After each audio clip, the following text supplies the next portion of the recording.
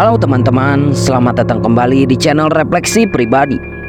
Channel yang membahas seputar cerita-cerita horor dan cerita menyeramkan yang menarik buat didengerin.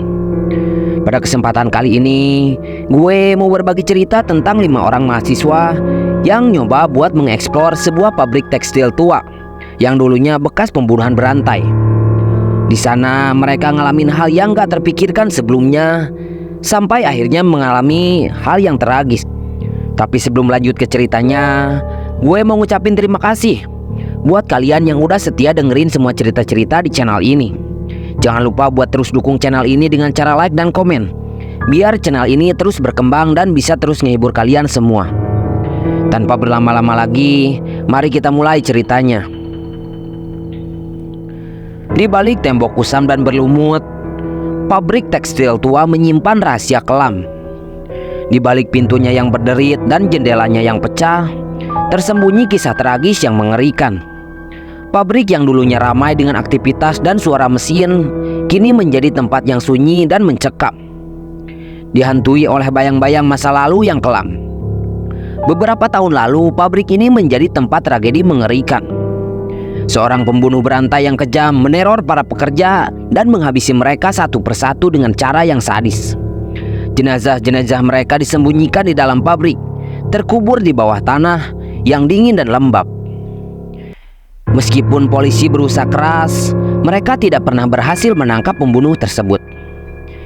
Identitasnya tetap menjadi misteri, meninggalkan rasa takut dan trauma yang mendalam bagi para penduduk di sekitar pabrik itu. Sejak tragedi itu, pabrik tekstil tua ditinggalkan. Tak ada yang berani mendekati tempat itu, karena mereka percaya bahwa arwah para korban masih bergentayangan di sana. Suara-suara aneh dan penampakan misterius sering dilaporkan terjadi di sekitar pabrik, menambah kengerian dan misteri yang menyelimuti tempat itu. 5 mahasiswa jurnalistik, Raka, Dina, Rian, Sari, dan Bima dihadapkan pada tugas yang menantang, membuat reportase tentang pabrik tekstil tua yang terkenal angker. Kisah tentang pembunuhan berantai dan penampakan arwah gentayangan telah lama beredar, menarik rasa penasaran mereka.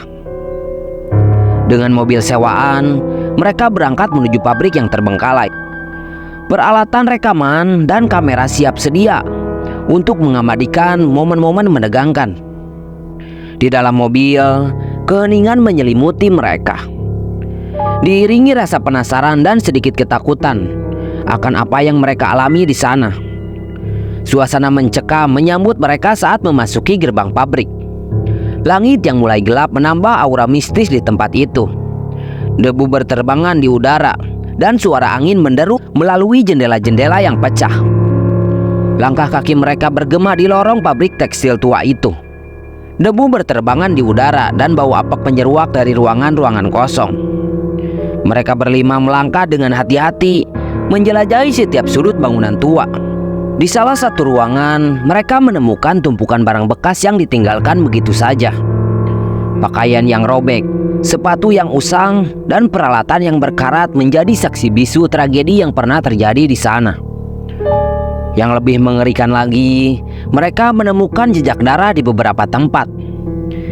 Bekas-bekas darah yang mengering di lantai dan dinding menjadi pengingat akan kematian yang pernah merenggut nyawa para pekerja pabrik. Suasana semakin mencekam saat mereka mendengar suara-suara aneh yang tak teridentifikasi. Bisikan-bisikan halus, gesekan benda, dan ketukan pintu yang tak terlihat membuat bulu kuduk mereka berdiri. Rasa takut dan adrenalin bercampur aduk dalam diri mereka. Namun mereka berusaha untuk tetap tenang dan fokus pada tugas mereka. Seiring dengan terbenamnya matahari, kegelapan mulai menyelimuti pabrik tekstil tua. Suasana semakin mencekam dan penuh misteri. Rasa takut dan adrenalin bercampur aduk dalam diri para mahasiswa itu. Untuk memaksimalkan pencarian, mereka membagi diri menjadi 2 kelompok. Raka, Dina, dan Rian menjelajahi lantai atas, sementara Sari dan Bima menjelajahi lantai bawah. Walkie-talkie menjadi alat komunikasi mereka untuk saling menginformasikan temuan dan kejadian yang mereka alami. Setiap suara dan penampakan direkam dengan kamera dan alat perekam audio demi mengabadikan bukti-bukti yang mereka temukan. Namun tak lama setelah memulai pencarian, mereka mulai mengalami hal-hal yang mengerikan. Suara-suara aneh semakin sering terdengar. Bayangan-bayangan sekilas terlihat di sudut ruangan, dan benda-benda bergerak sendiri tanpa ada yang menyentuhnya. Di tengah ketakutan dan kegelapan, Raka, Dina, dan Rian menemukan sebuah ruangan yang terkunci di lantai atas. Rasa penasaran mendorong mereka untuk membuka pintu ruangan tersebut. Dengan kunci yang mereka temukan, mereka berhasil membuka pintu dan menemukan pemandangan yang mengerikan. Di dalam ruangan itu tergeletak tengkorak-tengkorak manusia yang sudah terkubur dalam debu dan bau kematian yang menyengat. Ketakutan mencekam menyelimuti mereka. Rasa panik dan ingin keluar dari ruangan itu semakin kuat. Namun, pintu ruangan itu terkunci dari luar, seolah-olah mereka sengaja dikurung di sana. Suara tawa menyeramkan menggema di ruangan, membuat bulu kuduk mereka berdiri. Bayangan hitam bergerak di sekitar, menambah ketakutan dan kengerian yang mereka alami. Di tengah situasi yang mencekam, mereka berusaha untuk tetap tenang dan mencari cara untuk keluar. Rasa takut dan kepanikan dilawan dengan tekad untuk bertahan hidup dan menguak misteri pabrik tersebut. Sementara Raka, Dina, dan Rian terjebak di ruangan terkunci, Sari dan Bima menemukan lubang besar di lantai bawah. Rasa penasaran mendorong mereka untuk turun ke dalam lubang dan menjelajahinya. Sebuah terowongan bawah tanah yang gelap dan lembab menyambut mereka. Udara dingin dan bau tanah yang basah menusuk hidung mereka. Dengan senter sebagai penerangan, mereka berjalan menyusuri terowongan. Tak ada yang tahu apa yang akan mereka temukan di ujungnya. Terowongan itu membawa mereka ke sebuah ruangan bawah tanah yang penuh dengan alat-alat siksaan yang mengerikan. Tulang-tulang manusia berserakan di lantai, menjadi saksi bisu kekejaman yang pernah terjadi di tempat itu. Rasa takut dan jijik menyelimuti mereka. Sari dan Bima menyadari bahwa mereka telah menemukan tempat persembunyian pembunuh berantai yang selama ini dicari. Rasa panik menguasai Sari dan Bima saat mereka mencoba kembali ke atas. Terowongan bawah tanah itu bagaikan labirin yang tak ada ujungnya. Suara langkah kaki dan napas berat di belakang mereka semakin dekat, membuat mereka semakin ketakutan. Berlari sekuat tenaga menjadi satu-satunya pilihan mereka. Kegelapan dan rasa takut membuat mereka tak bisa melihat ke belakang. Suara tawa mengerikan dan teriakan mereka menggema di terowongan bawah tanah. Tetapi takdir berkata lain. Di sebuah tikungan terowongan, mereka berhadapan dengan sosok yang tak terduga dan menakutkan. Dan ternyata itu adalah setan penunggu pabrik. Dengan wajah yang penuh dendam dan amarah, setan itu berdiri di hadapan mereka.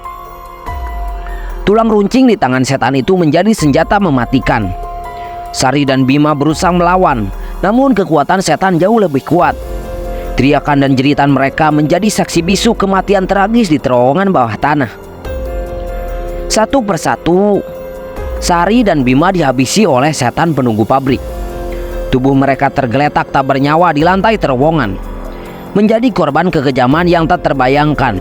Rahasia pabrik tekstil tua akhirnya terkuak. Dulu sebelum dibangun sebuah pabrik, tempat itu adalah kebun bambu yang rimbun, tempat tinggal bagi setan itu. Tetapi pembangunan pabrik tekstil itu menghancurkan semua pohon bambu yang membuat setan itu marah. Ternyata setan itulah yang membunuh para pekerja pabrik tekstil itu dan bersumpah akan menghabisi semua yang memasuki wilayahnya. Keesokan harinya polisi datang ke pabrik itu setelah mendapat laporan dari orang yang melihat mobil sewaan para mahasiswa yang terparkir di depan pabrik. Pemandangan mengerikan menyambut mereka di dalam. Mayat kelima mahasiswa itu ditemukan dengan luka-luka yang tak terbayangkan. Rekaman-rekaman yang dibuat para mahasiswa menjadi bukti tragedi yang terjadi. Suara-suara aneh, penampakan mengerikan, dan teriakan ketakutan mereka terekam jelas, memberikan gambaran tentang apa yang mereka alami. Kemudian, pabrik tekstil tua itu dihancurkan untuk menghilangkan jejak tragedi tersebut. Namun, setan penunggu pabrik dengan dendamnya yang membara masih berkeliaran di sana. menunggu korban-korban berikutnya. Nah, itu dia cerita yang bisa gue bawain kali ini teman-teman. Kalau kalian suka dan belum subscribe, yuk langsung aja ditekan tombolnya. Dan jangan lupa buat aktifin lonceng notifikasinya biar nggak ketinggalan cerita seru selanjutnya. Kalau ada cerita misteri yang kalian alami, share aja di kolom komentar. Siapa tahu cerita kalian bisa jadi bahan video selanjutnya. Terima kasih udah nemenin gue. Sampai ketemu di cerita berikutnya. Selamat tinggal.